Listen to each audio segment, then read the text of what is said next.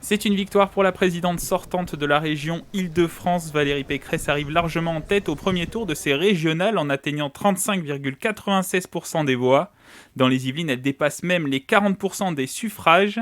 La tête de liste de l'Union de la droite creuse l'écart dès le premier tour avec le Rassemblement national. Nous avons fait prendre à la région le cap de la sécurité et des valeurs de la République, le cap de l'écologie des résultats, le cap de la relance et de l'emploi, le cap de la justice et de la réduction des fractures territoriales et sociales. C'est comme cela que j'ai fait reculer l'extrême droite, par ma fermeté, mes valeurs et mon engagement en faveur des territoires ruraux jusque-là abandonnés. Seul point noir au tableau, la forte abstention de près de 70% des inscrits. Une source d'inquiétude pour le président du Sénat Gérard Larcher qui salue la victoire des listes de la droite et du centre. Si ce soir la démocratie a repris ses droits, l'abstention très élevée démontre que notre pays est encore en souffrance.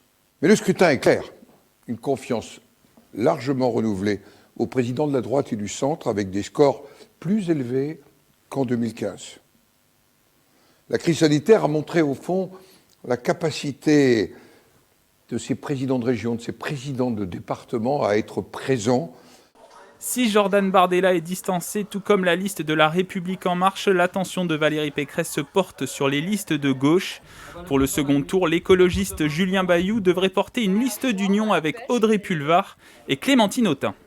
Maintenant, il faut confirmer le score. Attention, rien n'est gagné. On a une gauche qui va s'allier avec une extrême gauche qui s'oppose à la laïcité, qui prône le port du burkini dans les bases de loisirs, pour ne citer que ces exemples.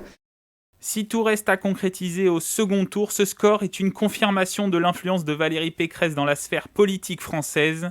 Elle qui a quitté les Républicains pour fonder son mouvement libre pense peut-être au présidentiel de 2022. Ce qu'on voit en Île-de-France, c'est que la méthode Pécresse marche, que ce qu'a fait Valérie Pécresse fonctionne. Donc ce duel qu'on a voulu nous imposer entre le Rassemblement national et la République En Marche, on voit qu'en tout cas en Île-de-France, il n'existe pas. Le rempart aujourd'hui est la meilleure garantie de protéger la République, c'est Valérie Pécresse. Et il faut que cet élan perdure, d'abord pour le second tour des élections régionales.